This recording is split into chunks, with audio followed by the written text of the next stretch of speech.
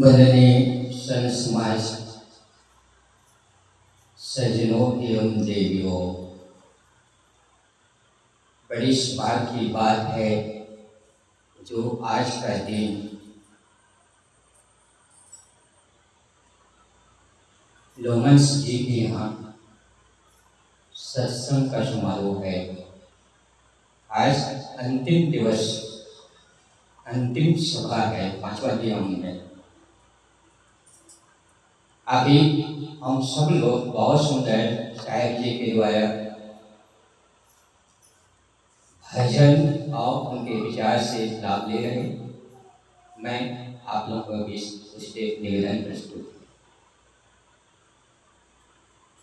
सदगुरु कबीर साहब की जो मौलिक रचना बीजक की साखिया है, आपा तजे हरि भजे नसीब तजे विकार, सब जीवन से निपय रहे साधु मता है सार। सदगुरु कबीर साहब कहते हैं कि आपा तजे हरि भजे। आपा का अर्थ होता है अपनी आत्मा, चेतन, जीव, अविनाशी, स्वरूप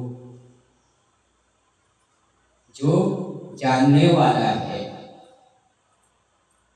लेकिन यहाँ सदगुरु कबीर साहब कहते हैं कि आपा तजे, जो अपनी आत्मा है, चेतन है, जीव है, अविनाशी है, क्या इसको तजा जा सकता है या छोड़ा जा सकता है? नहीं।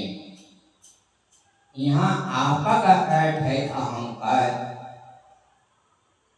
चाहे रूप का हो, जवानी का हो, धन का हो, ईश्वर का हो, किसी भी विषय का अहंकार करे वह दुखदायी है। दुख किसी को प्रिय नहीं है।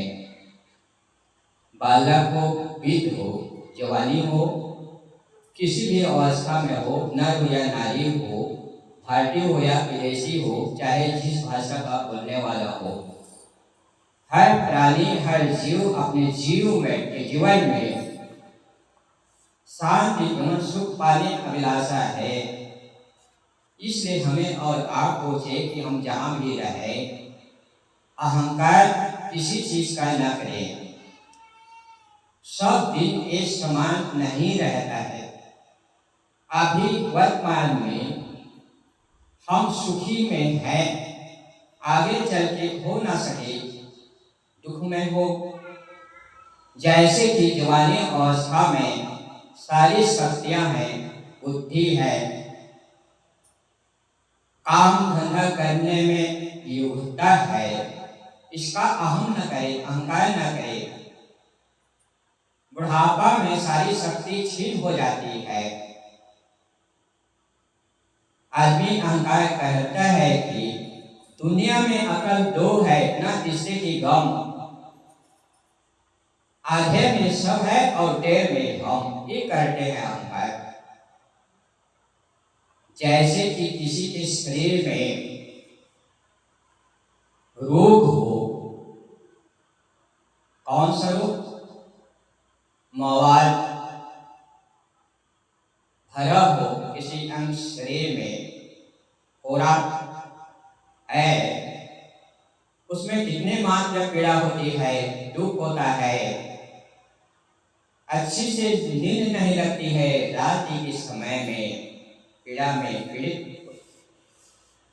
यदि डॉक्टर से चिकित्सा कराए, इलाज कराए, डॉक्टर ने उस फोड़ा को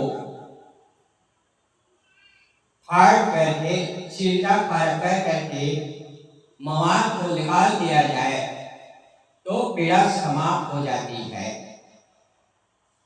दुख समाप्त हो जाता है और नींद अच्छी आती है।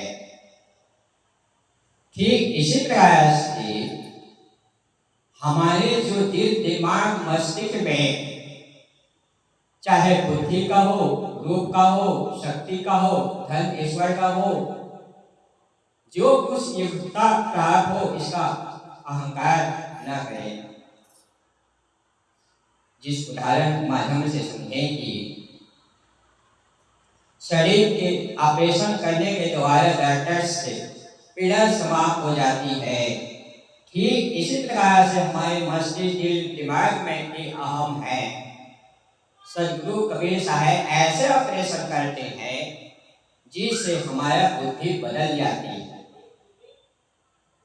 यदि हम कृषि करते हैं तो धन प्राप्त होता है, नौकरी करते हैं तो पैसा प्राप्त होता है, और व्यापार करते हैं तो ये भी मिलता है। लेकिन संतों के पास हम जाए, इनके पास हमें क्या मिलेगा? कुछ मिलने वाला नहीं है।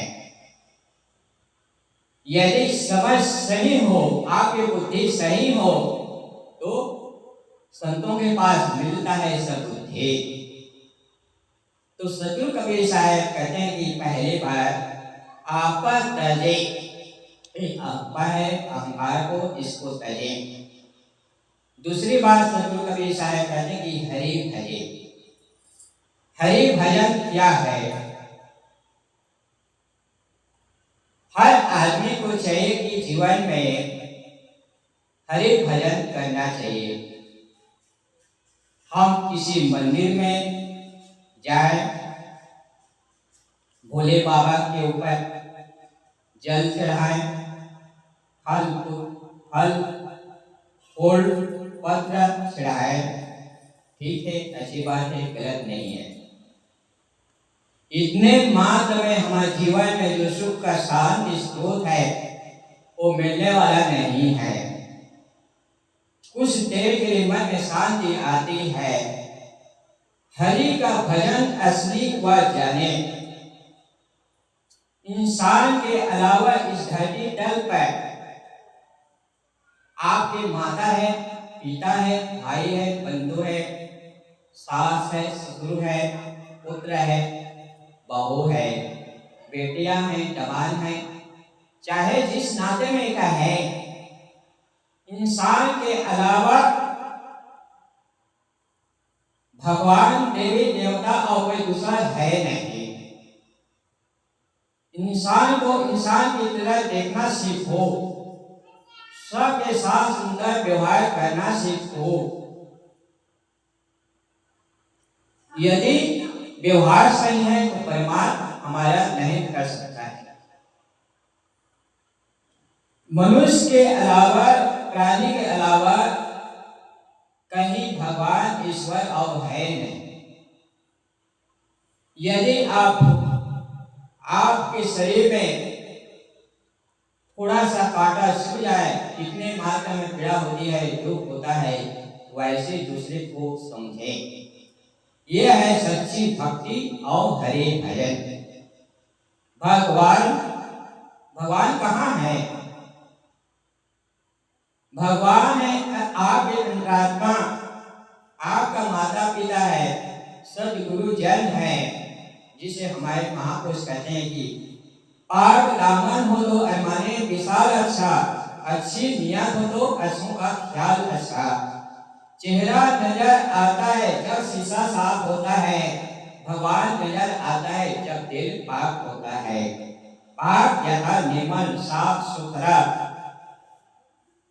जैसे कि तालाब में हो या कूप नाम कुआं में हो, जहां भी पानी साफ सुथरा है, तरंग रहित है, तो स्पष्ट रूप में चेहरा दिखाई देता है। यदि पानी गंदा है या तरंग है तो क्या चेहरा दिखाई देता है? नहीं। ठीक इसी प्रकार से हमारा मन में चंचल रहित है, मन निर्मल है, साफ सुथरा है, तो अंतरात्मा की आवाज स्वयं दिखेगा। प्रातः काल आप उठें, चाहे 6 बजे उठें या 4 बजे, जिस समय उठें उस समय अपने को सोचें, इस दुनिया में मैं किस लिए आया हूँ, मेरा जन्म किस लिए हुआ है, शरीर किस लिए मिला है, इसको जाने। मेरा जीवन यही लक्ष्य क्या है, लक्ष्य है शांति प्राप्ति। ध्यान में बैठे, चिंतन करें, मनन करें, सुधार करें, सदग्रंथों का स्वाध्याय करें। सदग्रंथ है क्या? जैसे कि आप दर्पण में देखते हैं तो आपका चेहरा गंदा है, उसको साफ करते हैं, दिखाई देता है। ठीक इसी प्रकार से सदग्रंथों में स्व क्या है, पर क्या है, जड़ क्या है, चेतन क्या है, इसका हमें यथाबोध होता है। इसलिए हमें और आपको चाहिए कि हम संग्रंथों की अध्ययन करें, चिंतन करें, मनन करें, स्वाध्याय करें, जो कुछ यही है हरि भजन। इसका अलावा कहीं हरि भजन है नहीं। जो आपके द्वार में दीन है, गरीबी है, दुखी है, उनकी सेवा करें। भूखा है तो भोजन दें, वस्त्रहीन है तो उसको वस्त्र दें, प्यासा है उनको पानी पिलाए। ये है हरि भजन। तो सदगुरु कबीर साहब कहते हैं कि आपा तजे हरि भजे। और तीसरी बात कहते हैं कि ना सिख तजे विकार। विकार है क्या?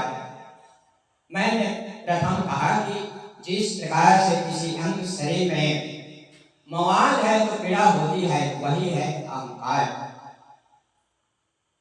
मन के दोष गाली, निंदा, झूठ, क्रोध, ईर्ष्या, मान। वचन के दोष है क्रोध, ईर्ष्या, मान, छल, ये मन के दोष। वचन के दोष गाली, निंदा, झूठ। शरीर के दोष चोरी, हिंसा, व्यभिचार। ये 10 दोष का परित्याग करें तो जीवन में सुख और शांति मिलती है। जिस व्यक्ति का जीवन में चाल सही है, उसका हाल सही है, और चाल गलत है तो हाल गलत है। इसलिए हमारे महापुरुष कहते हैं कि वह चाल चल की उम्र खुशी से कटे तेरी, वह काम कर कि यार जिसे तुझे सब क्या करें, हो जीकर हो तो हो बस जी खैर ही, और नाम तेरा ले तो अदब से लिया करें। इसलिए हमें और आपको चाहिए हम जहाँ भी रहें अपनी चाल को ठीक रखें, तब हाल ठीक हो सकता है। तो सदगुरु कबीर साहब कहते हैं कि आपा तजे हरि भजे, न सिख तजे विकार। जो नर से सिख तक अहंकार है, इसको परित्याग करें। सब कुछ अपना शरीर को माना हुआ है। ये शरीर रहने वाला नहीं है, स्थायी नहीं है। यही शरीर को अपना सब कुछ मान लिया है। इसलिए हमारे महापुरुष कहते हैं कि देह को मैं माना सबसे बड़ा यह पाप है, सब पाप का इसके पुत्र, सब पाप का यह पाप है। तो सब जीवन से निर्भय रहे। चौथी बात सदगुरु कबीर साहब कहते हैं कि किसी से दुश्मनी न रखें, किसी से राग न रखें, किसी से द्वेष न करें। यही जीवन में सुख और शांति है। साधु मता है सार। पांचवी बात कहते हैं कि साधु मता है सार। जिस प्रकार से भूसी और चावल है, सुख में पछोड़ देने से सार चावल रह जाता है, भूसी उड़ जाती है। ठीक इसी प्रकार से संतों के पास जाएं, उसको ज्ञान का ग्रहण करें, सार को लें, असार का त्याग करें, तो जीवन में सुख और शांति मिल सकती है। यही साधु मता है सार। केवल वेशभूषा किसी में रह जाए, यही सार नहीं। आप घर गृहस्थी में रहते हुए, घर में रहते हुए साधना भक्ति करें, सदग्रंथों का अध्ययन करें, चिंतन करें, मनन करें, पठन पाठन करें, ध्यान दें, तो अपने को सोचें। जैसे कि आपका घर में पुराने जमाने में कांच का बर्तन होता है, उसको रोज बराबर माने तो चमक देती है, और ना माने तो चमकना नहीं देता है। ठीक इसी प्रकार से अपने मन को बांधे, सोधें, तो आप स्वरूप का ज्ञान होता है। यही सार है, यही है पांचवी बात। तो सदगुरु कबीर साहब कहते हैं कि आपा तले हरि भजे, न सिख तजे विकार। सब जीवन से निभा रहे, साधु मता है सार। पर सदगुरु अपनी वाणी ग्राम बोलिए सदगुरुदेव की जय।